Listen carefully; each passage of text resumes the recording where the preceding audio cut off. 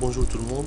Je vais essayer à travers ces séries de formations sur le logiciel piste du CETRA d'essayer de vous montrer les différentes étapes de conception d'un tronçon routier, et ceci selon la méthode française connue qui suit la conception selon le choix d'un axe en plan, l'introduction du terrain naturel sous ses différentes formes. On va voir les différentes formes qu'on peut utiliser, la saisie du profil en nom, ou bien le choix du profil en nom qui va définir les déclivités du projet et les altitudes des profils en travers. On va voir ensemble comment on choisit ou bien comment on saisit le profil en travers type sur le logiciel, et à la fin la méthode pour calculer les profils en travers courants et éditer les résultats en tant que plan et métrique. Alors bien sûr, avant de commencer, on doit avoir une idée sur l'architecture générale du logiciel. Le logiciel piste s'articule autour de différents modules. Alors le premier module, c'est le module de l'axe en plan, dont l'extension est DAP. Donc dans ce module-là, on introduit les points de tangence entre droite et cercle et clotoïde, et on définit les axes en plan. On a aussi le module profil en long qui est d'extension DPL, et dans lequel on va définir les points, les pentes, les raccordements paraboliques, et on va définir le profil en long projet ou bien la ligne rouge. Le troisième module, c'est le module terrain naturel qui est d'extension point sec, et il va contenir les points terrain naturel en x, y, z. On va faire de la triangulation sur ces points-là pour générer les modèles numériques du terrain. On peut aussi calculer les courbes de niveau, définir le contour, et le MNT, on peut le gérer comme on veut.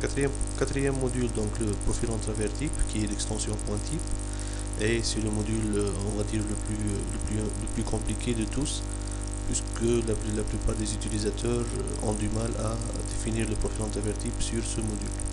Alors qu'est-ce qu'il va contenir? Il y aura la chaussée, donc en largeur et en pente, c'est-à-dire en dévers, le terre-plein central TPC, les accotements, les trottoirs éventuellement avec des caniveaux et des bordures pour dispositifs de drainage.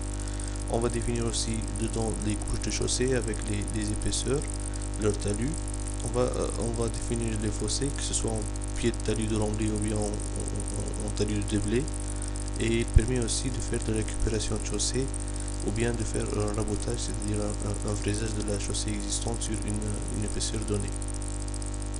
Bien sûr, ces quatre modules-là sont indépendants, donc on peut faire le module, on peut utiliser le module qu'on veut lorsqu'on veut, mais à la fin il faut bien avoir en tête que tous ces modules là vont servir pour la création ou bien pour compléter un fichier central qui est appelé le fichier piste, et qui va être utilisé pour calculer le projet et donner les profils en travers courant et les métriques, et aussi les tracés en plan et les profils en long pour le dossier d'étude. Avant de commencer, on doit avoir en tête quelle est la méthode pour créer justement ce fichier piste. Alors généralement, selon CETRA, il y a trois méthodes. La première méthode consiste à faire un zoning de l'axe en plan suivant une distance partielle donnée, puis d'utiliser une commande qui est la commande tabuler. Donc c'est une commande très importante au niveau du logiciel, car c'est la commande qui est la plupart du temps utilisée pour la création de ce fichier piste. On peut aussi faire de la tabulation du profil en long, c'est-à-dire que même si on n'a pas d'axe en plan, c'est-à-dire que le conducteur de travaux n'a pas besoin des XY, des profils en travers, et que la chaussée il nous l'a donné en tant que distance partielle et cote pour chaque profil, on peut faire la tabulation sur ce profil en long et utiliser la même commande tabuler pour créer le fichier piste. Sauf que cette deuxième méthode, c'est-à-dire la tabulation du profil en long, elle est rarement utilisée. Donc la plupart des cas on utilise la tabulation de l'axe en plan.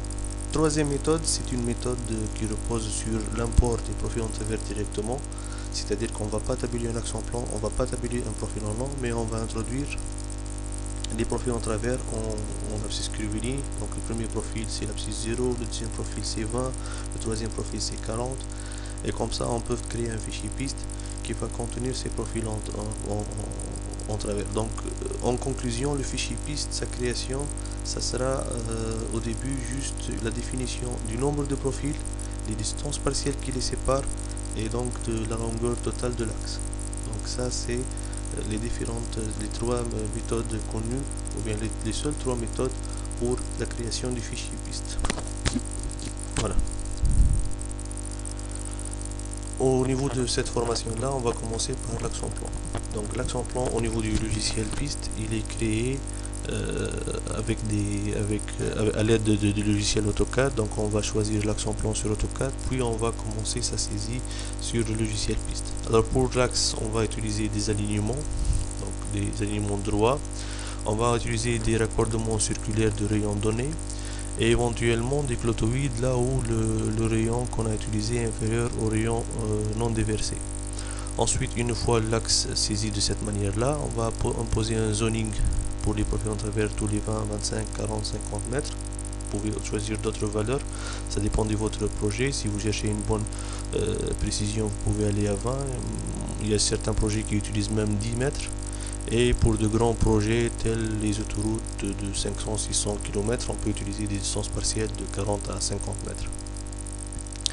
Ensuite, on va tabuler cet axe-là pour créer le fichier piste. Donc ça sera les trois étapes que l'on va suivre pour cette première formation. Alors avant de commencer, on doit avoir une idée sur les normes qu'on utilise pour le choix de l'axe-en-plan. Alors il y a en France, et donc pour les pays nord-africains, trois normes qu'on utilise pour l'aménagement des routes. On parle d'ARP, c'est l'aménagement des routes principales, c'est un document CETRA. Il y a aussi l'ICTAVRU, c'est les instructions sur les conditions techniques d'aménagement des voies rapides urbaines. Et il y a aussi l'ICTAL, ce sont les instructions sur les conditions techniques d'aménagement des autoroutes de liaison. Donc l'utilisateur aura à définir le type de route qu'il va étudier, et en fonction de ce type là il peut la classer en tant que par exemple route nationale, comme ça il peut utiliser l'ARP. Il peut utiliser les voies express, donc les voies rapides urbaines, il peut utiliser pour cela l'ICTAVRU. Et s'il est en train de faire la conception d'une autoroute, que ce soit à relief normal ou bien à relief difficile, il pourra utiliser l'ICTAL. Voilà, ce sont les trois normes qu'on va utiliser. Alors juste un aperçu de quelques normes. Donc là c'est l'aménagement des routes principales, ce sont des recommandations techniques qui sont éditées par le CETRA, et c'est une norme d'août 1994, et dans ce livre là vous pouvez avoir les différentes normes que l'on doit satisfaire au niveau du choix de l'axe en plan. Donc par exemple, si on va vers les rayons et ces valeurs que l'on va utiliser,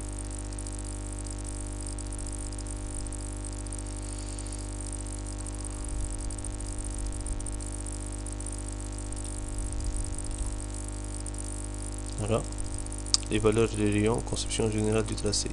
Alors, en fonction du type de la route que l'on va étudier, tel que R60, T80, R80, T100, bien sûr vous pouvez lire sur l'ARP quelle est la signification de ces appellations, mais si on prend par exemple R60, c'est une route multicritère avec une vitesse de référence de 60 km/h. Donc l'ARP préconise pour le rayon minimal, c'est-à-dire le rayon au-dessous de laquelle on ne peut plus descendre, une valeur de 120 mètres, et pour un rayon non déversé, c'est-à-dire que le dévers il est en toit, on a une valeur de 600 mètres. Donc en fonction de ces valeurs là, on peut mieux choisir notre axe en plan et être conforme aux normes en vigueur. Si on passe par exemple à l'ICTAL, donc ça c'est les instructions sur les conditions techniques d'aménagement des autoroutes de liaison, c'est une circulaire du 12 décembre 2000. Bien sûr, de la même manière, on peut avoir une idée sur les rayons et les valeurs pour la conception de l'axe en plan, ou bien même du profil en long, du profil en travers.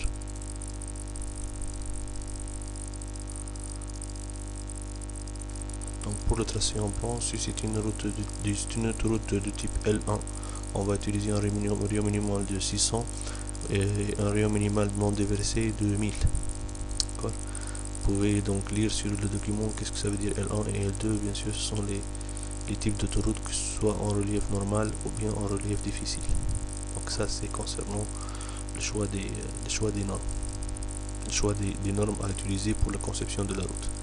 Maintenant je vais commencer la conception d'un axe en plan sur un fond topographique réel qui a été élaboré par un topographe pour pouvoir vous montrer comment on choisit l'axe, comment on le dessine et comment on l'exporte vers le logiciel piste. Donc le fond topographique, normalement il contient des points connus en X, Y, Z, d'accord, et des détails concernant les chaussées existantes, les courbes de niveau, certaines contraintes telles que les poteaux électriques à basse tension, ainsi de suite. Donc avec ce fond topographique là, normalement on doit disposer